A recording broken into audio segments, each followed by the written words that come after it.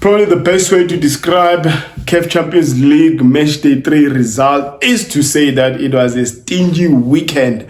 No, not a lot of goals whatsoever. Group A, 0 goals. Group B, 3 goals. Group C, 1 goal. Group D, 2 goals. What is said to be the group of death didn't have any goals. 0-0 draws between Mamelodi Sundowns hosting Pyramid FC. Another 0-0 between Nodabua and TP Mazembe. But after match day 2, the only 2 sides who didn't have anything on the board was Etoile Sahel from Tunisia and Wydad Casablanca. Both of those sides, they won their matches at home to draw their first points on board. Welcome to this channel. I go by the name of Asec Football, where I discuss anything to do with football from Africa to the world and from the world to Africa. Now, out of the 8 games that were played this weekend, I watched 2.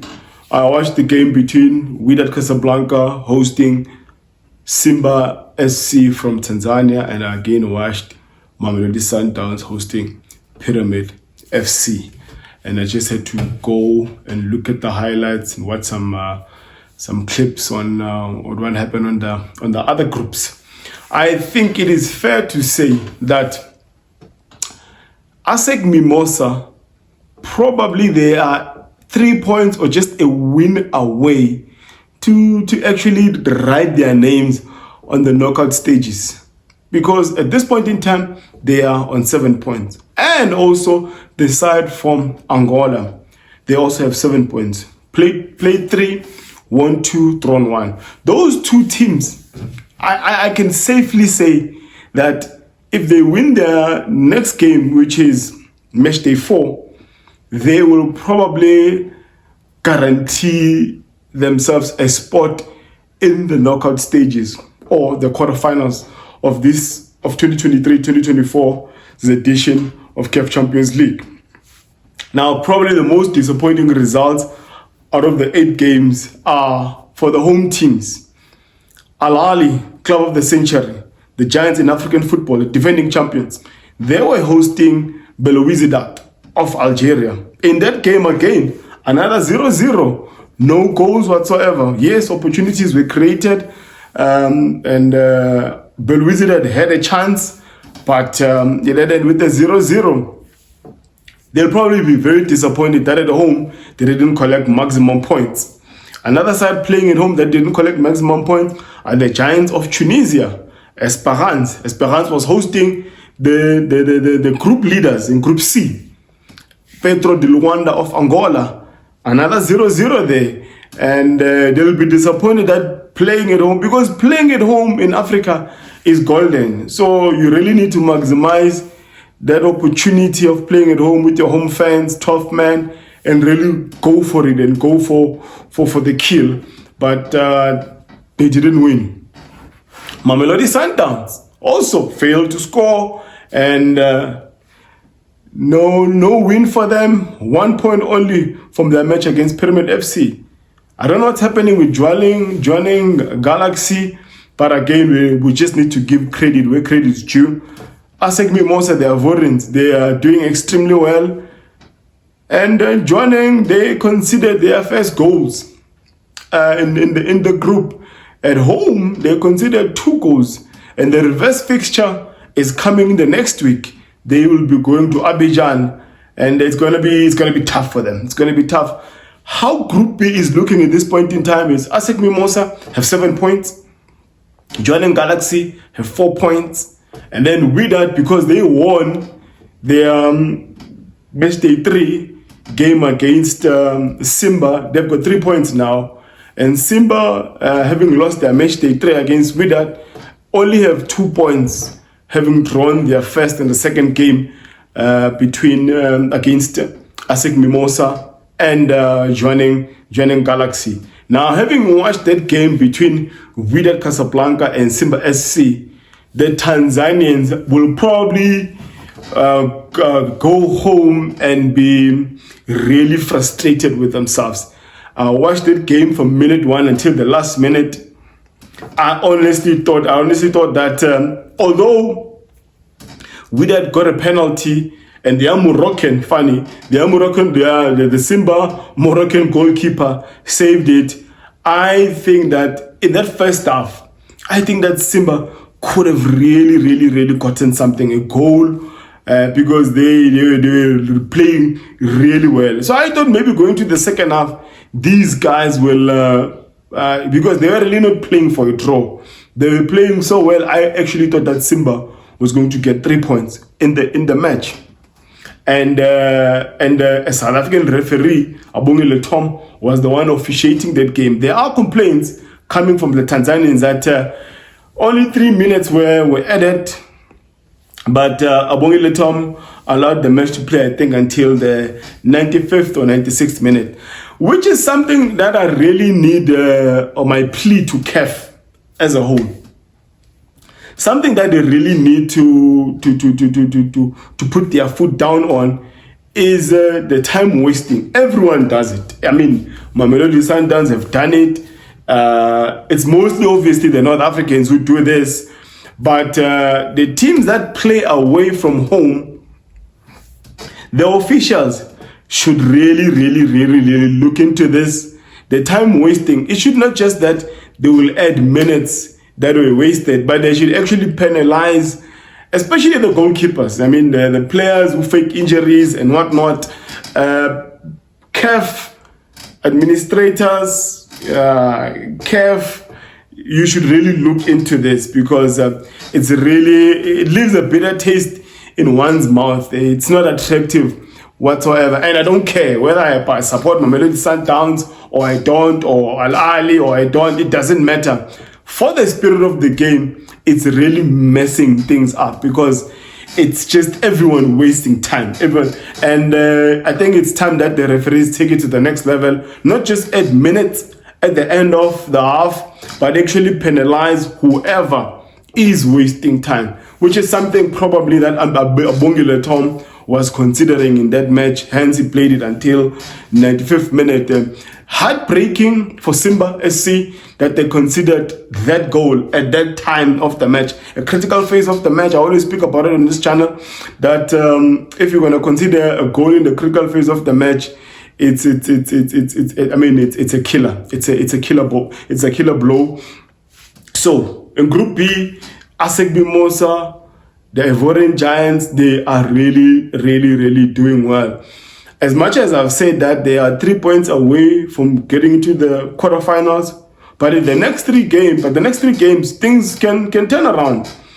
Asec, Mimosa, their reverse fixture against Jwaneng, they're playing at home.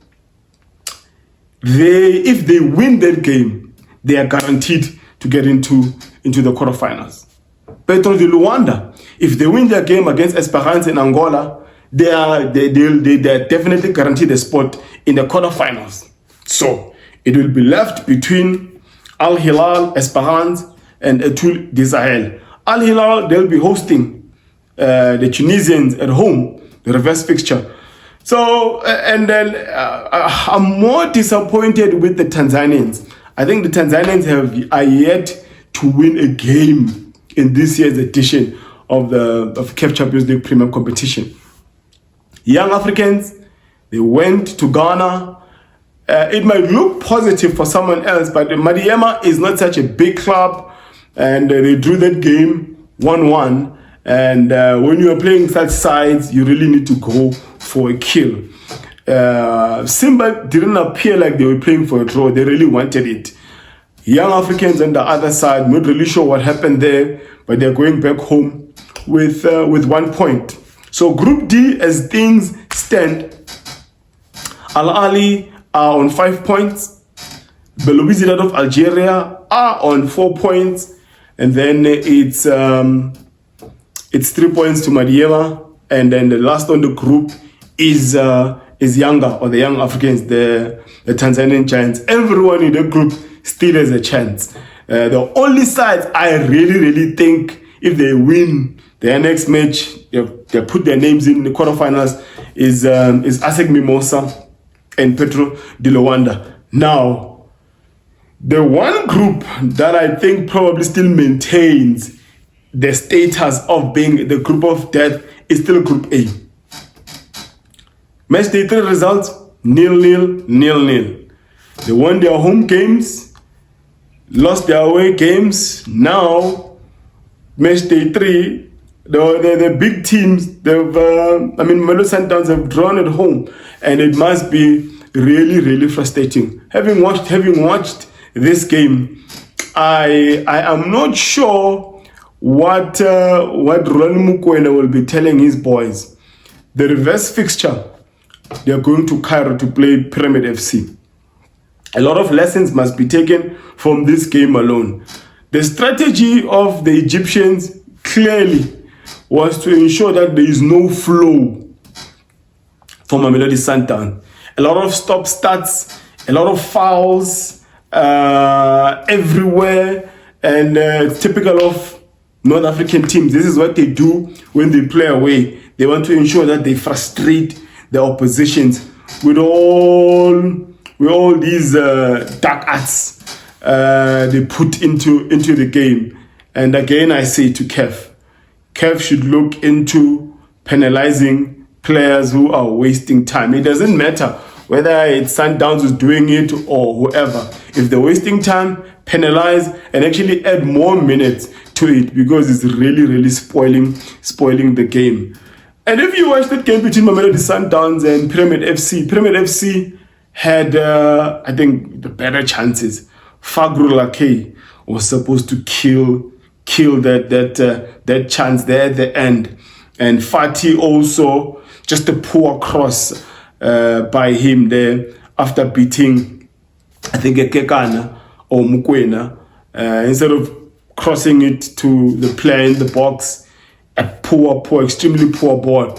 But Pyramid FC could have actually gone home with 3 points today had Fagru Lakay buried that chance, and Fatih probably put in a better cross than what he did there.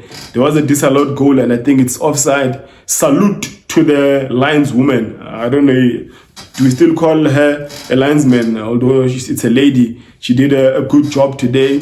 And but Mamelodi Sundowns, a disappointing result playing at home, because we know the value of playing at home is everything. When you play at home, go for the kill. The first half was very disappointing. Second half was better. They really went for it.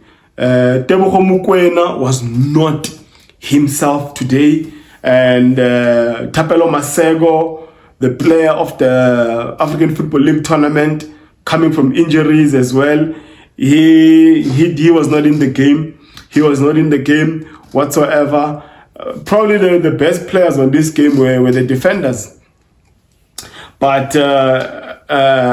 Pyramid FC employed a low block today, and they were relying on counter-attacks, which I think they should have buried the chances they had. Reverse fixture, Mamelodi Sundowns is going to Cairo, and Nodeboa will be going to Lubumbashi in the Democratic Republic of Congo. I'm not sure if Nodeboa will come out alive next week when they go to Congo. Mamelodi Sundowns, Pyramid FC, they are not. They're a highly tactical side. Everyone is aware of their positions. Everyone is aware of what's happening around them, and decent players. They don't when they have the ball, they don't waste it a lot. They make use of it, and it's going to be interesting how or what system they will employ when Mamelodi Sundowns goes to Cairo. Because on this side, it was more of everyone behind the ball. And when you get the ball, let's counter these guys. So it's going to be interesting what will happen in match day 4 as Mamelodi Sundowns will be traveling to Egypt. So yeah, that's how things stand in this year's edition of CAF Champions League after match day 3. Interesting. I think everyone still has a chance. I believe in the Tanzanian boys, Simba and Yanga. Yanga will be at home in the next game. Simba will also be at home. So Simba, Benjamin Mkapa, National Stadium, Dar es Salaam, will be bouncing. All the Tanzanian people should come out and really push their boys.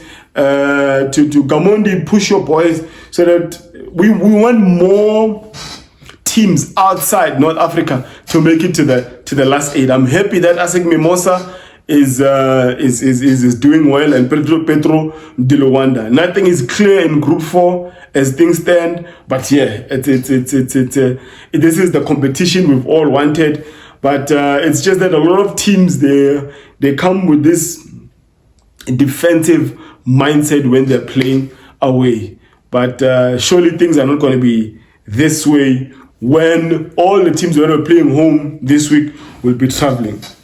Thank you so much for staying this long, and do not forget to subscribe. Do like the video so it actually reaches people who are like you, who are following us and liking such content. Please do share on Facebook, on Twitter, WhatsApp groups, so it gets to more people. I do appreciate you, engaging me on the comments. And yes, I did say that I am not the final authority. Not everything I say is right. It's my opinion, but let me hear your view. What have you thought about your team? Where you come from? Do comment and give me the country you're coming from. And I need really to make mention of the fact that the numbers from Tanzania are growing every week. The other week, it was a lot of people from Botswana, but the past week or two, a week and a half, I'm getting a lot of love. I'm getting a lot of engagement from younger supporters, Simba SC supporters, and even the guys are not even in Champions League. Is it Azam supporters? I've seen some comments from them. Salute, guys. I do appreciate, and it's good. It's good. We need more content like this. The more the merrier. We need more and more and more, so we make awareness of. We love our football. We love African football. We don't live in Europe.